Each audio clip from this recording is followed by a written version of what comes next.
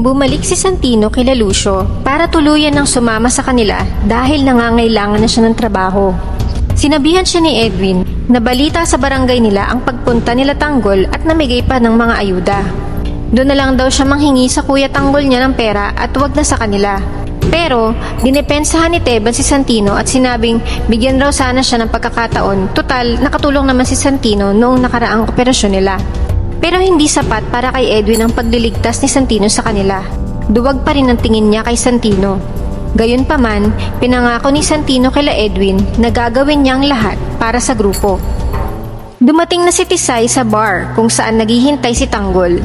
Sinabihan si Tisay ng babaeng kasamahan niya na may naghihintay sa kanyang lalaki. Pagkakita niya na si Tanggol pala ang lalaking naghihintay sa kanya, ayaw niya sana itong harapin. Ngunit hinabol siya ni Tanggol at kinausap siya ng mahinahon. Galit namang sinagot siya ni Tisay dahil sa nangyaring gulo sa kanila sa pasugalan. Dinuro-duro at inihagis siya ni Tanggol na parang basahan, kaya talagang nag-init ang ulo ni Tisay kay Tanggol kaya inambahan niya ito ng suntok. Humingi naman ng tawad si Tanggol at sinabing gagawin niya ang lahat kahit ang lumuhod, mapatawad lang raw siya ni Tisay. Hinamon naman siya ni Tisay na gawin ni Tanggol ang pagluhod kung talagang tapat siya sa sinasabi niya. Napasubo na si Tanggol kaya sinabi niyang nagbibiro lang siya dahil nakakahiya raw na lumuhod siya sa maraming tao. Bahagyang nainis si Tisay kaya wala nang nagawa si Tanggol kung hindi ang lumuhod. Pagkatapos niyang lumuhod ay pinapaalis na siya ni Tisay. Sumagot si Tanggol na bakit pinapaalis na siya agad. Pasalamat raw si Tisay na kahit siya na ang may atraso, si Tanggol pa rin ang humingi ng tawad sa kanya. Nakalimutan ni Tisay na may utang siya kay Tanggol. Pero para mabayaran niya yon, inalok siya ni Tanggol na makipag-date sa kanya kung gusto niyang hindi na siya singilin pa ni Tanggol at magkakailanlan na daw silang dalawa. Tinanong nila Teban si Santino kung alam niya ang kinaroroonan ni Tanggol. Sumagot si Santino na hindi niya alam dahil pinaalis ito ng nanay nila pagkadalaw sa kanila. Nilalaso naman nila ang utak ni Santino na wala raw tinuturing na pamilya ang kuya Tanggol niya kung hindi ang mga kaibigan niyang kagaya niyang Sangano. Dahil kung kapatid ang turing sa kanya, dapat daw ay hinanap siya nito para tulungan. Pero silang grupo ni Lucio na bagong kakilala niya ay handang tumulong agad sa kanya. Pupunta sila Mr. Wu at Roy sa bodega ng droga nila sa Rivera dahil marami raw order. Narinig ni Lucio ang usapan ng tatlo, kaya sinabi nito na baka kailangan ng tulong niya, nandyan lang raw sila ng mga bata niya. Sinabihan agad siya ni Mr. Wu na may sarili siyang tauhan, kaya hindi siya kailangan. At pinaalala sa kanya ni Angkong at Roy na sa Red Phoenix siya kasapi at hindi sa Red Chaser. Sinabihan din siya ni Mr. Wu na sumunod siya sa mga boss niya dahil tauhan lang siya. Alam niya dapat ang lugar niya. At umalis na sila Roy at Mr. Wu. Nahulaan ni Teban na initsapwera na naman si Lucio nila Angkong kaya hindi maganda ang itsura nito. Sinabi ni Kidlat na hindi pwede na hindi sila kasama sa negosyo nila Mr. Wu kahit sa pilitan, na iyon din naman ang nasa isip ni Lucio kaya ang plano nila ay susunod sila kay Roy sa bodega. Maya-maya ay sinabi ni Teban na nagbalik si Santino na ikinatuwa ni Lucio. Sakto raw ang balik niya ayon kay Lucio dahil meron silang gagawin at kailangang ipakita ni Santino na karapat-dapat siya sa grupo. Tuluyan namang pinalabas si Rigor sa ospital dahil sa ginawa niyang pagwawala at pananakit kila Marites. Sinundan siya ni Mando. Bigla namang sinuntok ni Rigor ang pader. Lumapit si Mando sa kanya at sinabing alam niyang hindi kayang gawin ni Marites ang paratang ni Rigor sa kanya. Hindi raw gugustuhin ni Marites na may inosenteng madadamay. Tulala at walang imik si Rigor. Pinapatahan nila Roda si Marites. Tutulungan raw nila itong sabihin ang totoo kay Rigor. Pero alam ni Marites na hindi na mababago ang isip ni Rigor dahil sa galit nito kahit wala talaga siyang kasalanan.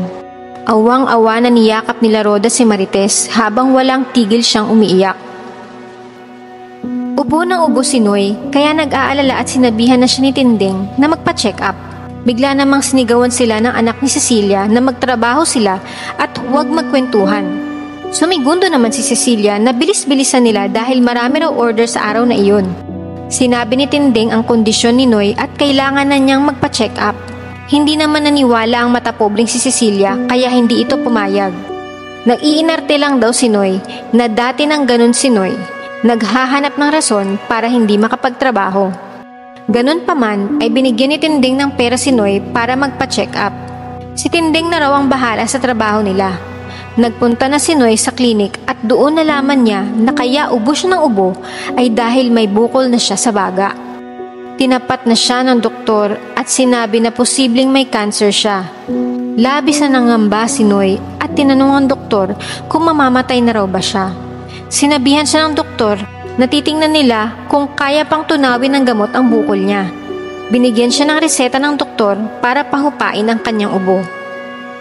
Sinita ni Cecilia si Tinding dahil anong oras na ay konti pa lang ang nababalot nitong hopya. Napansin rin nitong mag-isa si Tinding kaya hinanap niya si Noy. Sinabi ni Tinding na pinaalis pa rin niya si Noy para magpa-check up. Bahagyang nagalit si Cecilia at sinabing na pag-usapan na raw nila na kailangang unahin ang negosyo niya kesa sa sarili nitong interes. Nagulat naman si Tinding dahil hindi sariling interes ni Noy ang magpa-check up dahil sa karamdaman niya. Walang pakialam si Cecilia sapagkat siya raw ang amo kaya magpakita naman daw sila ng konting respeto. Ilang sandali pa ay dumating na si Noy. Pinagalitan din siya ni Cecilia tungkol sa pag-alis niya nang walang paalam. Inulit pa niya na siya raw ang boss at tauhan lang sila kaya dapat sumunod raw sila sa kanya. Habang nagbabalot ng hopya, naglabas naman ng sama ng loob si Tinding sa pangit na inaasal ni Cecilia sa kanila. Nakatikim lang daw ito ng konting kaginhawahan ay nawala na ang konsiderasyon niya sa iba.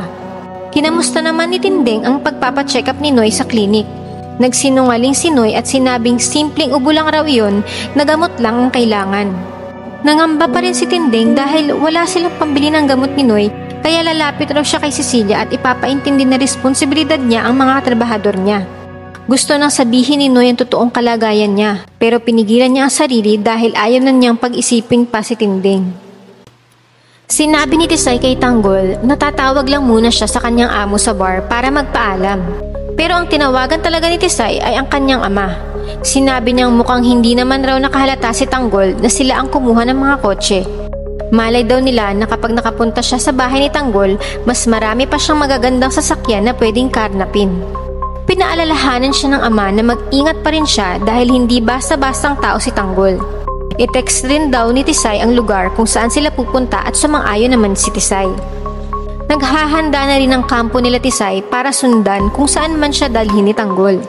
Nasasabik din ang mga ito sa iba pang mga sasakyang makukuha nila rito.